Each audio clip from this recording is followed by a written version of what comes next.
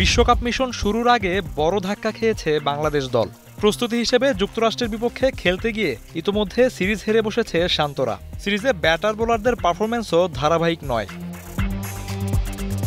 স্কোয়াডে থাকা অধিকাংশ ক্রিকেটার আশানুরূপ পারফর্ম না করলেও আসন্ন টি-20 বিশ্বকাপ খেলবে এই দলটাই। স্কোয়াড পরিবর্তনের ডেডলাইন পার হলেও কোনো পরিবর্তন করেনি বিসিবি।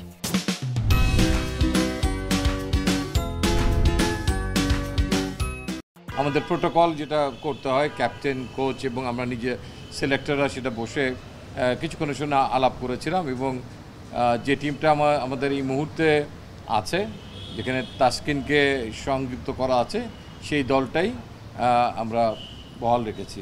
টি-20 দলের বাইরে থাকা ক্রিকেটারদের নিয়ে 21 সদস্যের টাইগার্স স্কোয়াড ঘোষণা করেছে বিসিবি। তরুণ আর অভিজ্ঞদের মিশ্রণে গড়া হয়েছে দলটি।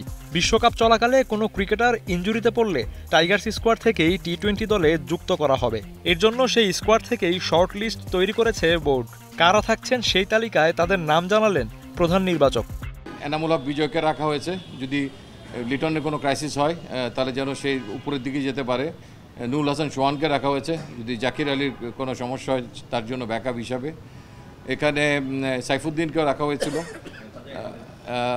দেন সেখানে খালিদ অল্টারনেটিভলি সাইফুদ্দিন 10 তারিখের পরে জয়েন করবে, so that he will be in our list as well. তার পাশাপাশি খালিদ, যেখানে ইমন আছে, নাসুম আছেন সেখানে, মেহেদি মিরাজ আছেন। এদিকে যুক্তরাষ্ট্রের বিপক্ষে বাংলাদেশ দলের ভরাডুবি ঘটায় ভক্তদের মতোই হতাশ গাজী আশরাফ হোসেন লিপুও। তবে তার আশা বিশ্বকাপে ঘুরে দাঁড়াবে লাল সবুজ প্রতিনিধিরা। তো এটা নিশ্চয়ই দুশ্চিন্তার কারণ, হতাশার কারণ।